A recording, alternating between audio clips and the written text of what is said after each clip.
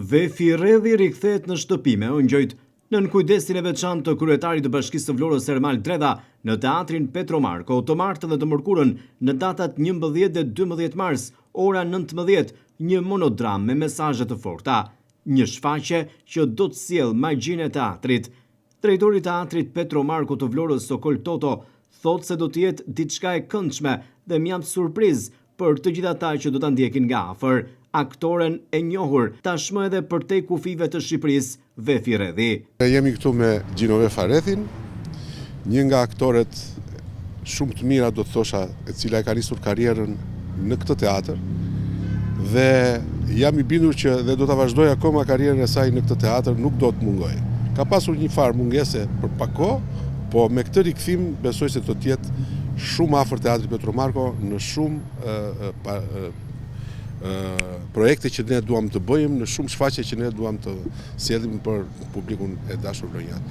Dua t'i uroj Vefit shumë suksese nesër dhe pasnesër dhe t'i uroj qytetit tim një shfaqje të këndshme që ta shijojnë këta njerëz dhe të vërtet kuptojnë se çfarë magjie ka teatri. Drejtori i teatrit Petro Marko të Vlorës Sokol Toto thotë se Vefi Redhi ka lindur në Vlorë, por ka patur suksese të jashtëzakonshme pa ndihmën e askujt në teatrin e Greqisë. Vefi ka treguar që është me të vërtet një aktore e madhe profesioniste, se të vesh dhe të zësh vend në vendin ku ka lindur teatri, në Greqi, pa pasur askënd mbështetje, pa pasur asnjë ndihmë, por vetë ka çarë me shpatullat e saj, për mua është një arritje e jashtëzakonshme.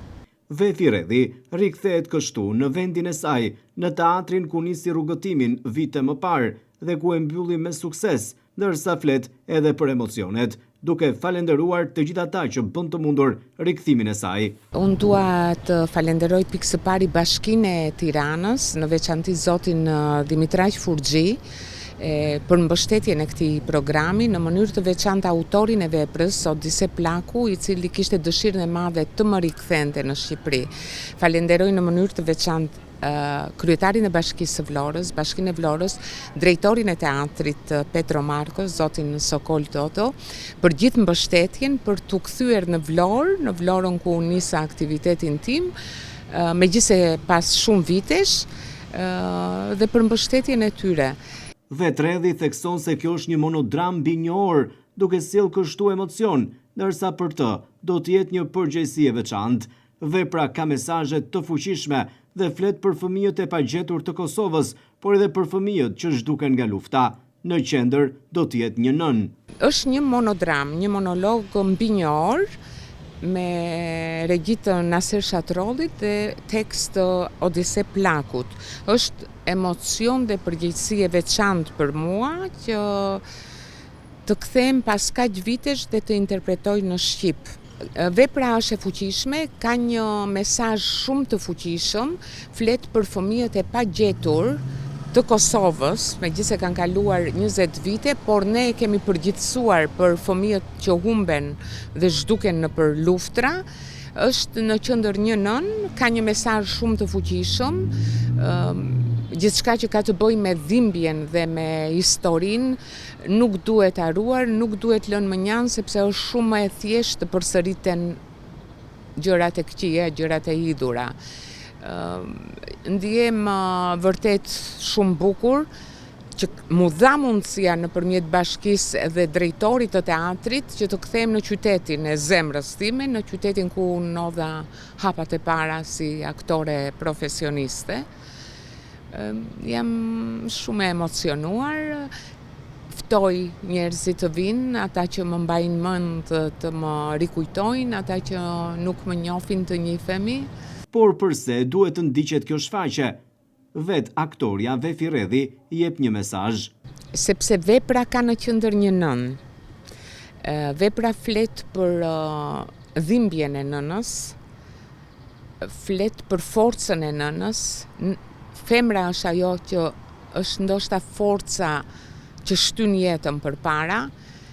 Pse duhet vinë njerëzit? Njerëzit unë i ftova në këto 2 ditë, por në përgjithësi njerëzit duhet të afrohen në teatr, sepse arti, kultura është ajo që na i bën urat e dhimbjes, urat e jetës, urat e lumturisë më të thjeshta, më të kollajshme dhe nëpërmjet artit çdo gjë shikohet me një sy më të bukur.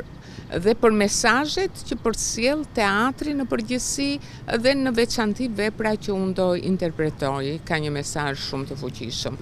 Redhi flet gjithashtu edhe për largimin e saj nga Vlora në vitin 1997 dhe vendosje në Greqi, aty ku pati suksese në teatrin e Athinës, në teatrin e Selanikut, por edhe në role të ndryshme në filmat grek.